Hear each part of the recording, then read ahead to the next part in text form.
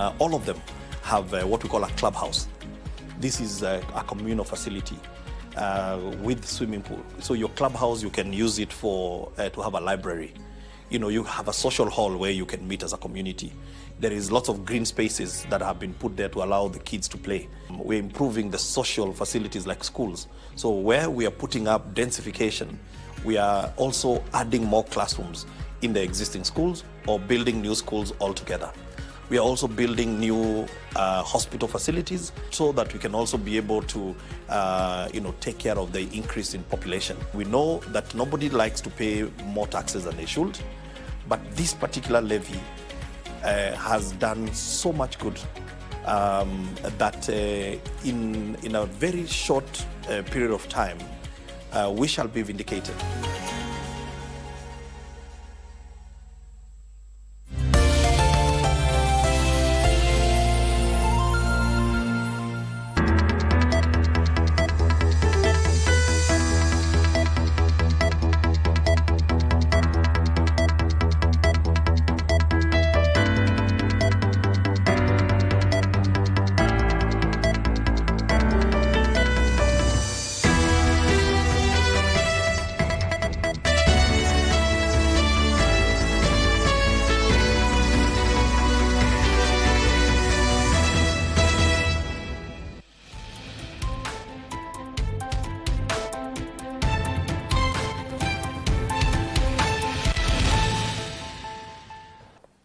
Good afternoon. Welcome to Lunchtime News. Well, we have a comprehensive bulletin lined up this afternoon. My name is Jackie Wambiru. Sign language interpreter is Lensa Odingo. And to kick us off,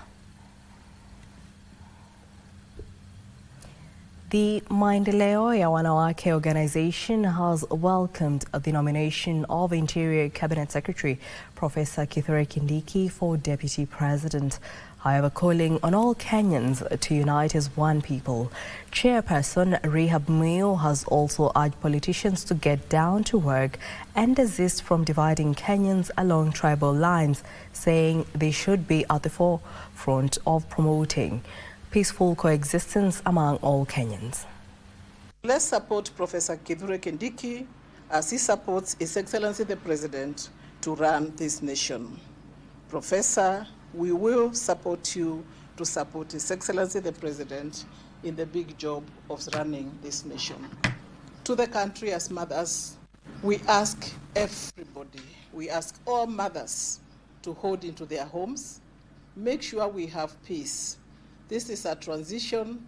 Maendeleo has seen many of these transitions, even in the institution itself. And so this happened for the better of an institution, and this time for the better of the nation.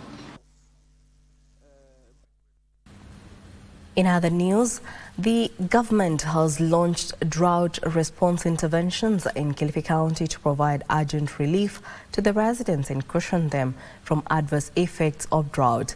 Over 80,000 residents across Ganze sub-county have been left grappling with severe food and water shortages as the ongoing drought worsens. Led by Cabinet Secretary for Arid and Semi-Arid Land, Beatrice Moy, residents were assured of monthly food provision and supply of 40,000 litres of water weekly until conditions improve. The prolonged dry spell has crippled agricultural activities, particularly in the hardest hit areas like Ganze. Na CEO ya NDM.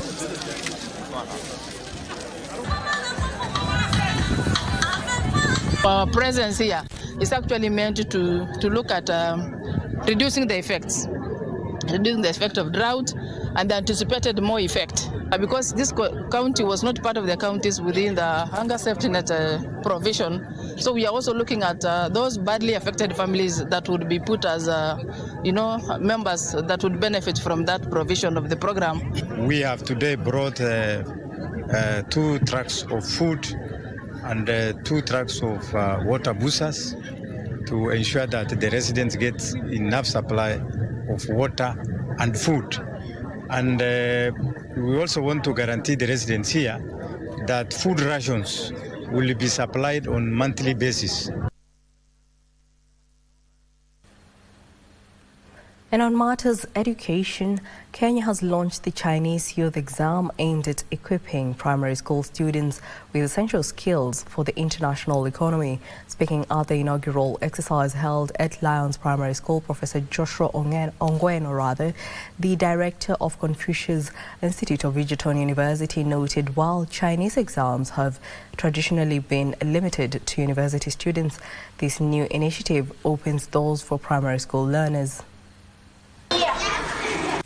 At Lyons Primary School in Nakuru County, over 200 pupils are the pioneers of inaugural Chinese youth examination. This is the first time in Kenya organized so big number of students to attend the test. I think this is very meaningful.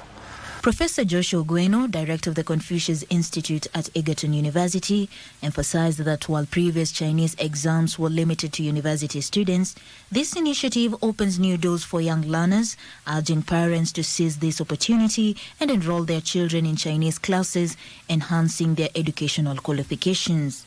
Knowing the language gives our pupils an advantage that they can interact with these Chinese people in terms of business, in terms of commerce, and also for those who will further their education to China. It will be advantageous because already they know the language, which is mandatory now for the beneficiaries of Chinese government scholarships. And they're doing it at no cost, zero payment. A parent who doesn't know, it's best when you ask. It is the Chinese government paying the rent, paying the salary for these teachers. They have given to us free. I'm learning Chinese and I'm really picking it up very well, and I decided that I'm going to learn it so that if I can do law, it can be an advantage so that I can do it outside country. It's a very common language and you can learn really quickly, and it can help me excel in some other places like a translator, a lawyer, a judge, in some places where they speak Chinese. Despite the integration of Chinese into the competency-based curriculum as an optional language, challenges remain. Unfortunately, we don't have enough personnel, enough teachers to teach that language. But Lyons and some 5 schools in Egerton are lucky because we have given them teachers who can introduce Chinese language in those respective schools. Paulina Simiu for Lunchtime News.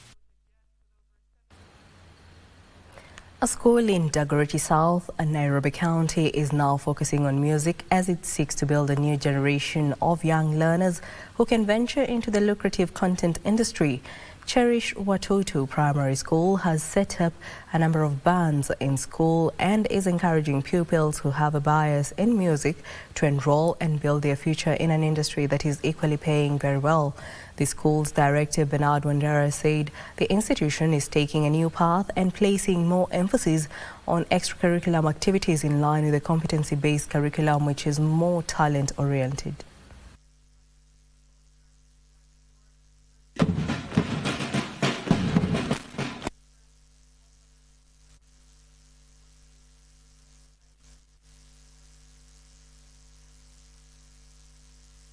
Cherish is a hub of talent, is a hub that is here just to promote children's talent. And we are super excited that this band will do great exploits in society. We have introduced the band because the kids have talents.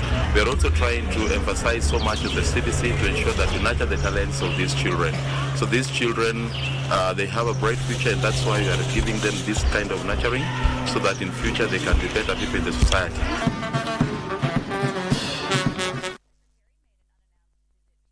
In other news, a section of leaders from Baringo County have defended Parliament's decision to impeach Deputy President Rigathi Gachagua. Speaking during the Mashujaa celebrations, Baringo North Member of Parliament Joseph Makilap expressed confidence that the parliamentary process to impeach DP Rigathi and approve the nomination of Professor Kithure Kindiki as his successor was within the law.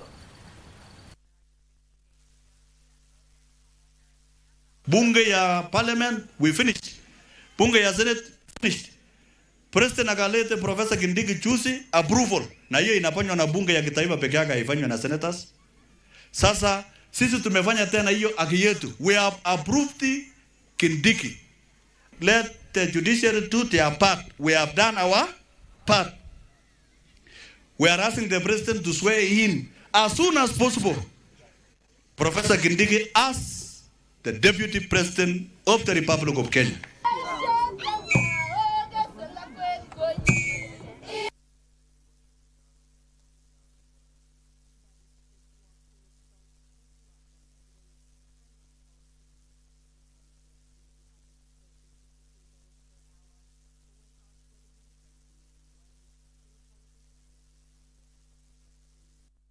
Elders from Wade and Wailwana clans in Tana River County are now calling on warring clans to end their differences to avert further loss of lives, destruction of property and displacement of people. Area Senator Danson Mungatana has urged leaders from the area to use peace committees to resolve disputes between them. Interclan clashes in the area have claimed 18 lives, with leaders from the region arrested by detectives from the Directorate of Criminal Investigations in connection to the clashes. Hizi kabila zote mbili leo tumeongea na wazee wao na wako hapa na wamekubaliana kabisa ya kwamba tunaweka amani. Na Tana River hii tumekubaliana kwamba maendeleo sio amani. Maendeleo sio amani. Maendeleo ni kujenga barabara, ni kutafuta chakula, ni kuhakikisha ng'ombe zetu ni nyingi, ni kuhakikisha tuko na factories, ni kuhakikisha kwamba Kenya yetu inatujua kama watu ambao tuko na maendeleo. Kwa hivyo hii amani lazima tuitafute, tena tuitafute kwa haraka sana. Tumekubaliana ya kwamba jamii yetu mbili yote waweke silaha chini, warudi kwa vijiji, watoto warudi kwa shule, kuanzia Monday watoto wote warudi kwa shule. Narok Governor Patrick Olintutu is calling on area residents to be wary of politicians who want to use them to scuttle development plans for their own selfish political interests. Speaking during the commissioning of new projects in Mogondo Ward, the governor addressed an incident where a group of youth attempted to disrupt the event. Ntutu urged the youth to avoid being used as pawns in political battles. He also called on local elders to counsel young people and protect them from politicians who want to exploit them to advance their political interests.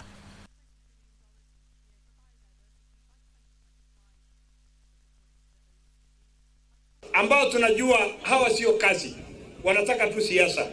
Jana nimekuwa pande ya Mogoro, wa vijana wakakuwa incited ati waende pale wahakikisha ya kwamba hatutafungua matane.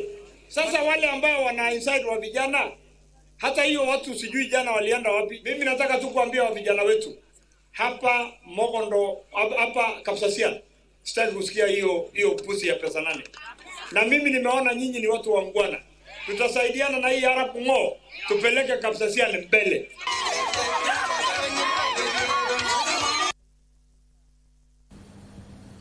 Environmentalists and players in the private sector are raising concerns over increased degradation of the ecosystem.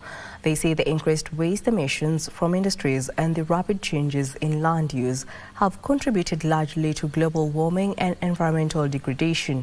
Speaking at Kenyatta University Teaching Research and Referral Hospital, where Hearts of Green, Wangari Maathai Institute and Kanisa Sacco launched an ambitious tree planting program, and Koi, the chairperson of Kanisa Sacco, called for commitment by both government and corporate sector in youth-led initiatives to safeguard Kenya's natural resources and combat climate change. People who are planting trees and who undertake conservation have an opportunity to have an additional benefit in terms of benefiting from carbon trading and it is taking place. It's a good initiative and is one of the ways that you can be able to address the issues about climate change. We are planning that we are going to contribute, especially in this initiative. Last year we planted 600 and even this year 600. So far we've planted 1,200 and we are going to continue with that initiative. Most of our organizations have championed the climate change agenda. They are carrying out different initiatives, especially in planting trees, in environmental conservation, even in conservation of the ecosystem.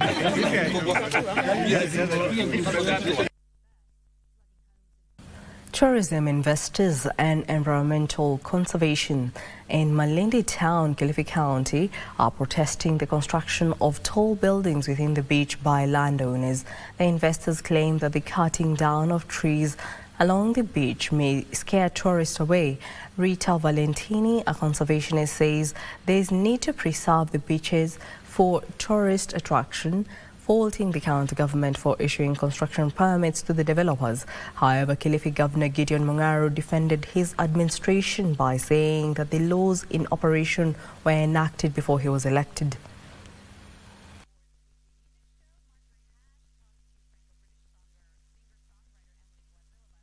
There is some problem with the law, because in this area, how is possible is allowed to build a big, huge building, 1.5 meters from the border from the fence of someone else. You are in the house of the other people. Pale Kasorina ambayo tunaifuatilia sababu ilipitishwa na ile serikali iliyopita. Unajua mtu akishapata permit ukimsimamisha mnashtakiwa lazima mlipe. Lakini tumesema katika bahari hataki nyumba ziwe ndefu. Ndio wale wako nyuma pia waone bahari.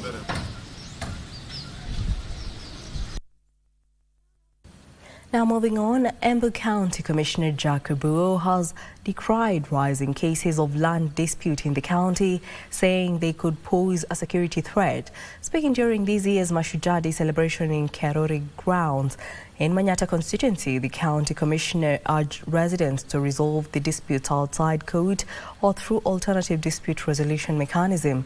His sentiments come amid a protracted dispute surrounding the 44,000 Moya settlement scheme in Mbeere South Sub-County, pitting elders from Ngome Council of Elders from the Mbeere community and local communities already occupying the land.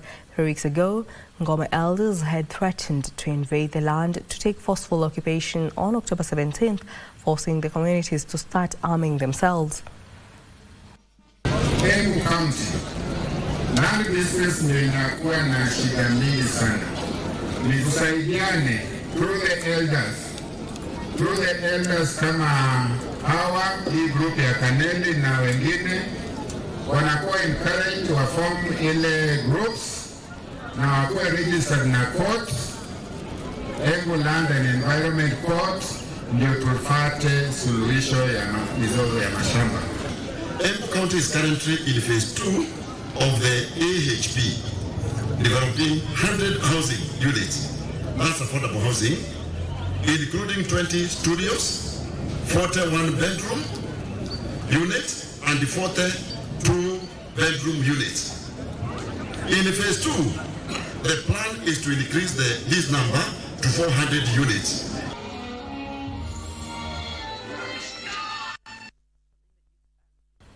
The National Heroes Council now says it's in the process of developing a mechanism to recognize Kenyans who have made positive contributions to the country's development, both locally and abroad.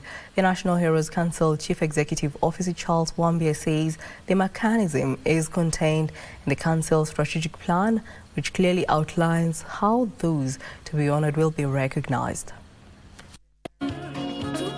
On Sunday in Kwale County during Mashujaa Day celebration, President William Ruto honored 142 heroes and heroines for their outstanding contribution to nation building in various fields. Among them are pupil at Hillside and Arusha Primary School in Nyeri County, Louis Ngumo, who was honored for championing for human rights, and Dr. Ruben West, who was honored for humanitarian diplomacy and world civility ambassador. I'll try to continue more better than what I did last time, and to be helping the community and the country. I'm excited to receive this honor, but what it really does is it inspires me to serve even more, even greater.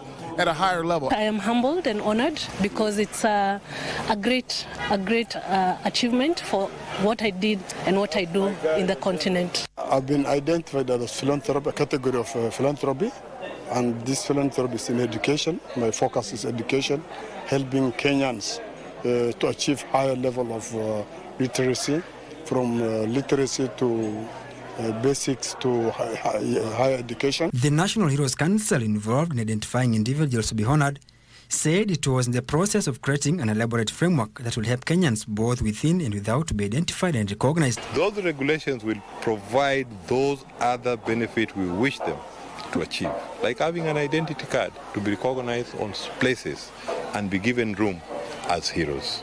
Having a badge or having a sticker on their cars, those who have cars, so that they can be taken in and be given, accorded that respect.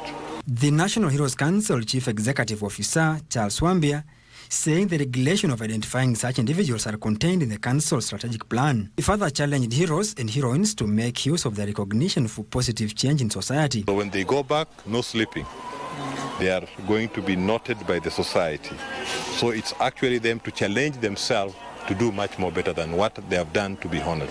Those honored were identified from various fields such as philanthropy, spiritual leadership, indigenous knowledge, arts, sports, research and environmental conservation, human rights, national cohesion and integration, and entrepreneurship, among others. Over 2,000 people from informal settlements received food donations from philanthropists who called for concerted efforts in helping the needy access basic commodities. During the food distribution exercise, it was also noted that unemployment remains a major challenge in ensuring families can afford a meal a day. The food was distributed to residents in Kangemi, Kibagari and Kawangware. Kenyans were also urged to lend a helping hand to the less fortunate in the wake of the high cost of living.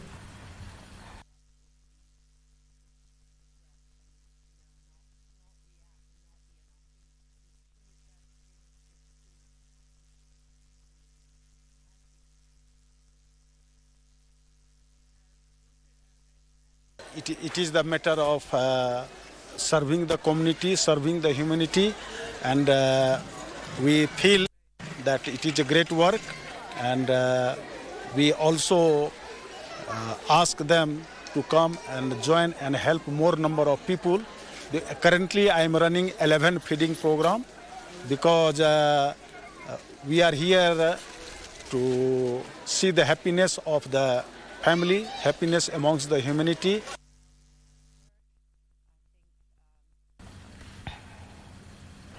Bars and clubs near learning institutions in Githunguri town, Kiambu County, have been prohibited from playing loud music during the upcoming national examination period. The directive by the Deputy County Commissioner Patrick Mwangi was issued during the Mashujaa fete in the county.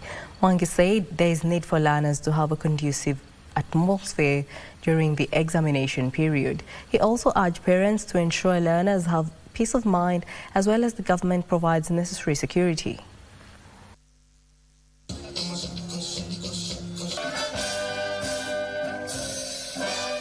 Mitihani imefika, na kwa sababu hatutaki usumbufu, hatutaki makelele karibu na eneo zetu za elimu, mashule zetu, ninaagiza kwamba hizo operations hapa, hizo activities za kucheza muziki usiku kucha tuweze kupunguza, tuweze kuwapea watoto nafasi wafanye revision inayostahili.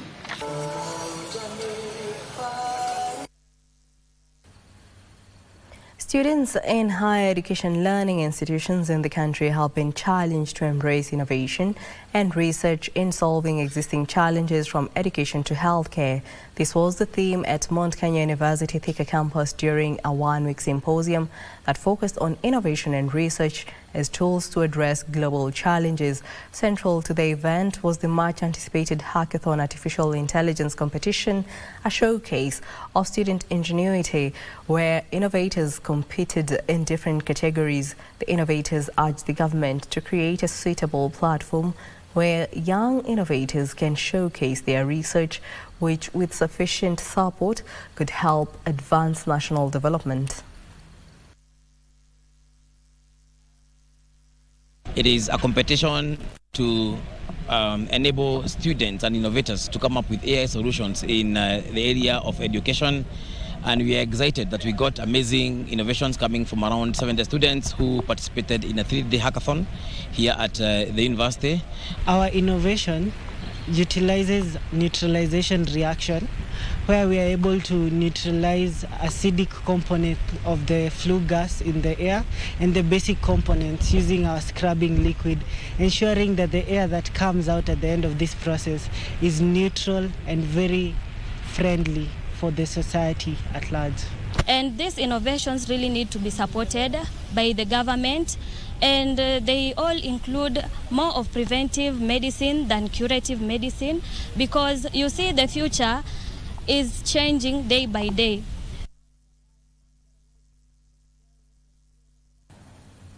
Public service vehicle operators in Laikipia County have been urged to be vigilant to avoid accidents as the December festivities approach. Speaking during a 2-day training on road safety for Nanyuki Cabs Express Sacco drivers, the stakeholders in the transport sector, including traffic police officers and Laikipia Matatu Owners Association, noted that during the festive season, many drivers tend to disobey traffic rules, leading to avoidable accidents.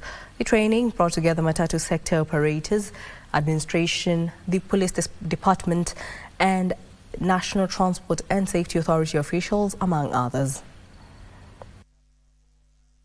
Unajua mambo ya madereva wetu inaitwa refreshment ile tunafanyaka every year kwa sababu ya kushuga madereva na accident na kuangalia kila kitu. Wawe waangalifu wakati ambaye wako kwa barabarani, hasa hii msimu ya Christmas ambayo tunaenda. Mimi na si hawa drivers watii amri, afuate sheria za barabara. Tumesomeshwa ati safety begins with us. So wakati yote tuko kwa barabara, tuwe tukijua sisi ndio tunaanza usalama barabarani. Tumeshukuru sana. Tunaelekea msimu ya Krismasi, tutakuwa na usalama mwema barabarani, Mungu akitujalia. Well, that report brings us to our first break here on Lunchtime News. Don't go too far, we still have more news coming up. Let's take that.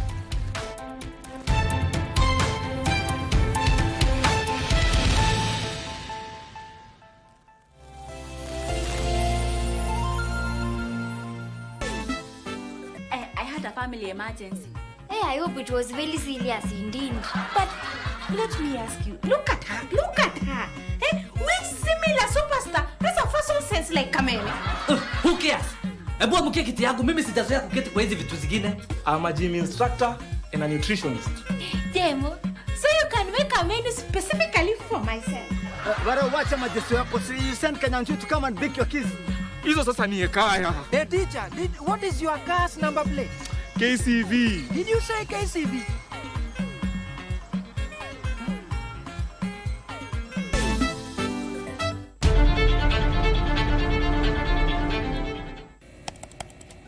Technology has become a crucial part of our society. Without technological advancements, so much of our everyday lives would be drastically different. As technology develops, it strives to fulfill the changing needs of society. This means that technology exists to help us achieve the things that we wouldn't be able to achieve without it. Take on Tech looks at the advantages and downside of technological innovation in a world that is becoming increasingly dependent on new digital technologies. Every Monday at 10:30 p.m. Never be the same by your strength. Tell you this vibe, this lovely vibe, this is the vibe on the beach side. Why you worry? Why you worry? Worry is unnecessary. Just stay your heroes. That is why children are living. Chica, Chica,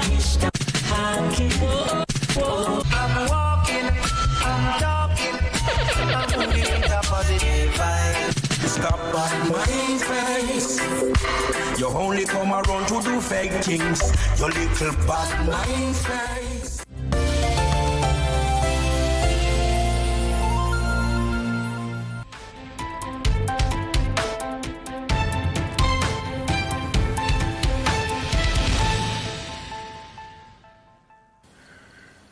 Welcome back. This is Lunchtime News.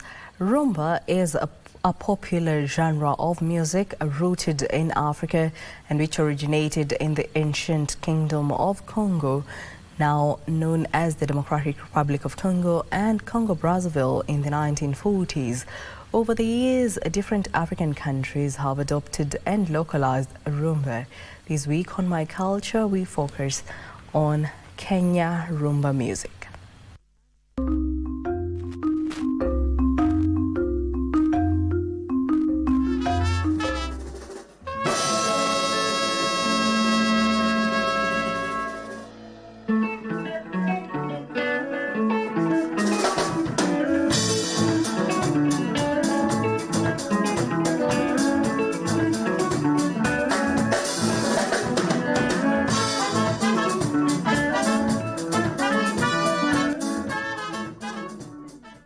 The hit song Sina Makosa by Leswanyika Band fills the air.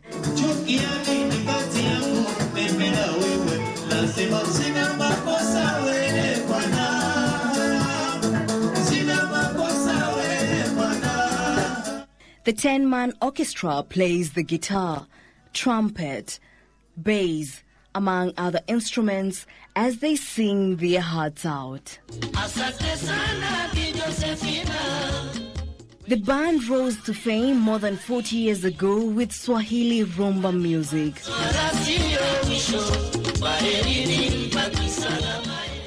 Si hatukuwa tunaimba kizungu ama copyright za kizungu. Kama hizo bendi kuna bendi zilikuwa zinacheza kizungu. Zinajulikana hapa Kenya. Zenye zilikuwa zinacheza kizungu. Lakini sisi tulibase kwa Kiswahili, Rhumba Swahili.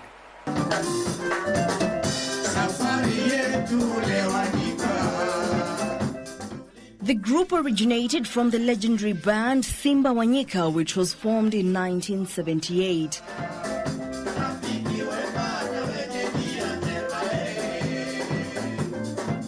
Kile kukutana, watu vile wanakutana, unajua inakuwa gani vigumu kuelezea vile watu wanakutana. Umenielewa? Lakini mwanzilishi wa hizo Wanyika alikuwa Wilson Peter. Alitokea Tanzania, Tanga, kwa bendi inaitwa Jamhuri Jazz. Akatoka Jamhuri Jazz akaunda Arusha Jazz. Akahamia Mombasa. Kufika Mombasa akabadilisha jina, ndio akaitwa Simba Wanyika.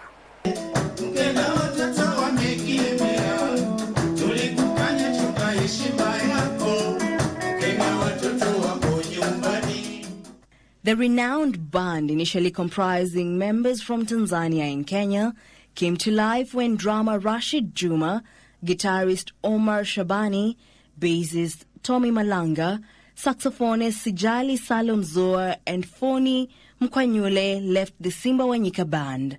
They were joined by guitarist John Gereza and vocalist Issa Juma.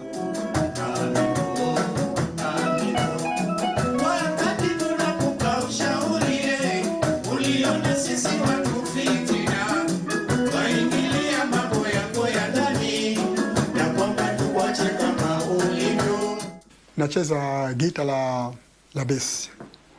Na gita la bass ni waya 4 kama ngoma za kienyeji wa ngoma 4. Sasa mimi ndo nilichukulia ujuzi wangu kutoka zile ngoma, ndo nikaanza kucheza bass. Kupiga ngoma nzito nzito hivi, mitungi.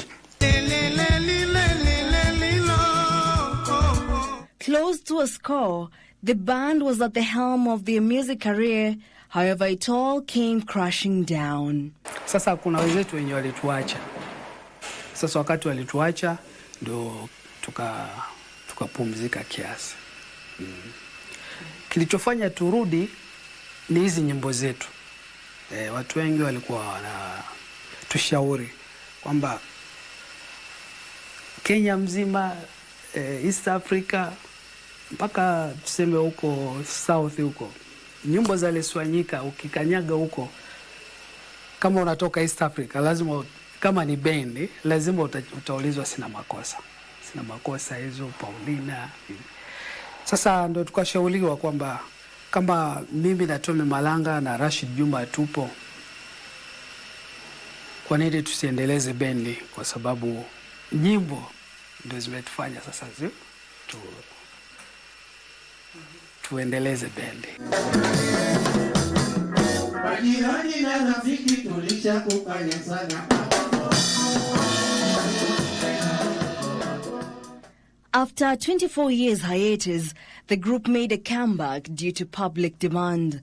In 2019, the new team comprised of trumpeter Sijali Zoa, bassist Tommy Malanga, trumpeter Bernard Kilindo, lead guitarist Albert Tuesday Oguro, rhythm guitarist Johnny Sapi, drummer Nsabaha Zuberi, vocalist Rama Kocha, Charles Obala, Rajab Kadima, and percussionist Hassan Mohammed. One of the founders and trumpeter Sijali Zoa says most of their songs were inspired by real-life stories.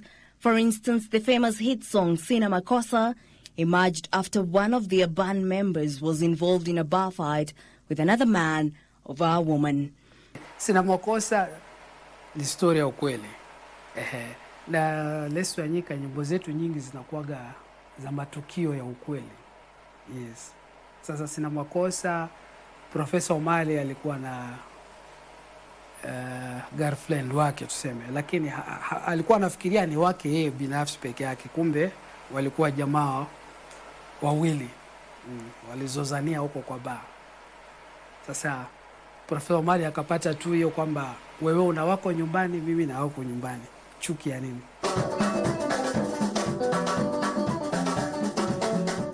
One of the reasons attributed to the loyal following of Rhumba songs is the combination of musical beauty in its lyrics, melody, instrumentation on top of narrating touching stories.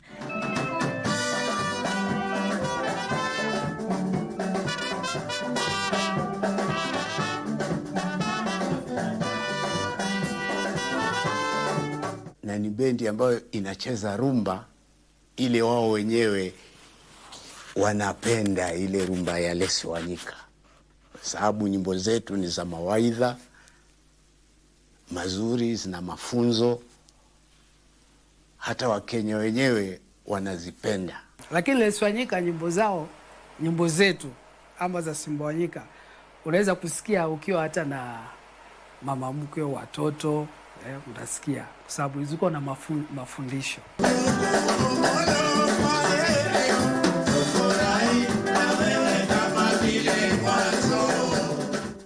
Leswanyika redefined the Kenyan Rhumba musical landscape with their varied hits like Safari ya Samburu, Afro, Barua Yako, Amigo, among others.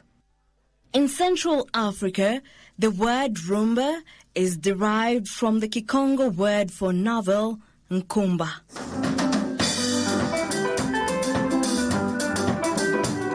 Despite its African origins, Rhumba is closely associated with Latin dance. The style of Rhumba that emerged in Cuba in the 19th century had its roots in the drumming of slaves from Central Africa, which was then combined with melodies from Cuba's Spanish colonizers. When political turmoil engulfed Congo immediately after independence, records from Congo started finding markets across the border, and one of the things that defined the Congolese emigrants around East Africa was the music band. Most of these bands played Rhumba.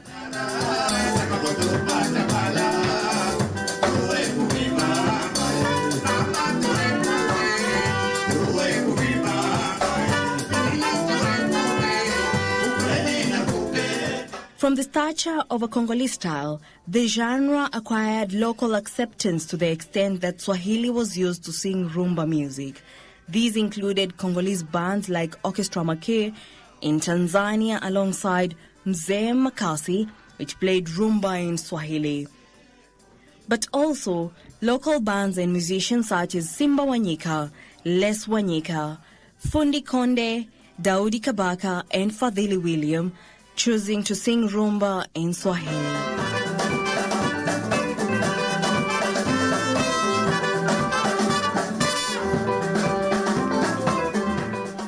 Furthermore, some local bands choose to adopt Rhumba to the local Kenyan dialects. For instance, Kabasele Ocheng of Lunakidi Band and Musa Juma of Limpopo International Band established themselves as Rhumba greats who could play but sang in pure Dholuo with Swahili.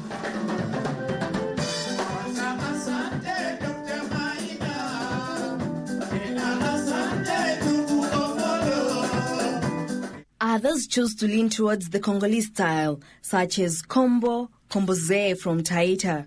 Along with Benga, Rhumba is one of the most popular beats on the pop scene in Kenya.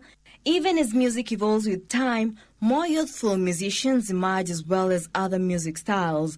The iconic Leswanyika band points out that Rhumba has not been short of loyal followers, even as they highlight that new music is in the works and their spirit remains unmatched.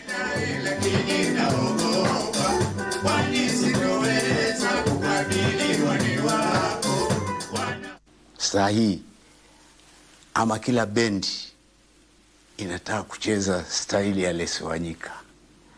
Ndio naona vijana wanaiga ili wapate ule mood ama style ya kucheza muziki ya rumba kama Leswanyika. Wakifanya bidii watakuwa kama sisi, sababu hata sisi ni bidii yetu, mazoezi kwa wingi na kujitunza. Hata wao wakifanya bidii na kujitunza, basi watakuwa kama sisi. Mipango iko, tunajaribu pia kupata wafadhili. Tupate pia wafadhili wenye watatusponsor. Tumekuja kuzisimamia tena vizuri shauri ya nyimbo zetu. Ni nyimbo tu za heshima, tunaweza piga pale popote vile, hata ezalia tu mbele ya wazazi wako, haina hivyo.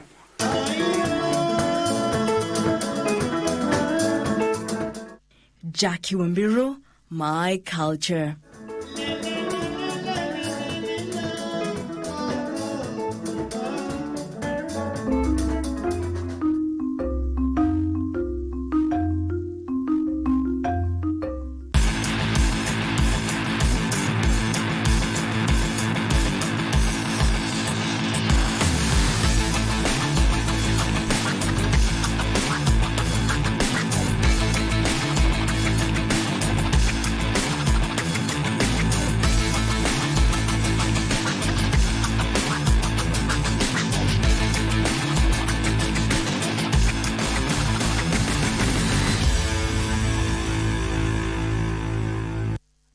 And in the sports arena, the national under-17 women's team has been eliminated from the ongoing FIFA Women's Under-17 World Cup after falling 4-0 to North Korea in their second Group C match at the CFC Stadium in the Santiago de los Caballeros in the Dominican Republic.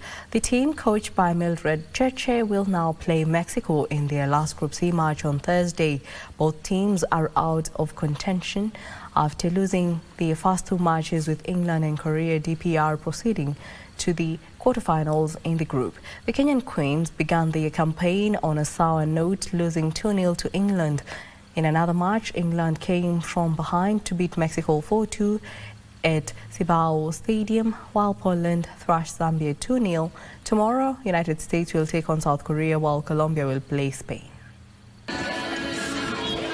Che Il-sung. It's the opening goal. So Ri-Oh-Yong with it. And Kenya make the breakthrough inside the opening 8 minutes, because Korea DPR have scored.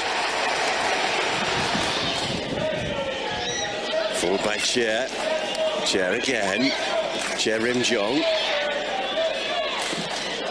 She scored again. So Ri-Oh-Yong. It's 2-0. And once again, Velma Abuere can only watch, as can the coach, as the ball flies into the back of the Kenyan net. Chun Still going right across the penalty area. Not cleared too far. Che with the shot against the bar. And that is the second time that Korea DPR have hit the crossbar in this match. Away comes Lorna. And Pak Ogi will go for goal. It's pushed onto the crossbar. Abuere with the save. But very, very fortunate that it went up from her hands. It's shown yellow. Another long-range effort coming in, and this time it's pushed away by Abuere to deny An Kayong Yong.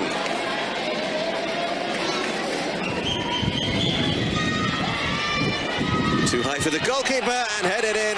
It's the captain, Ri Kuk Yang. It's 2 wins out of 2 for Korea DPR in Group C.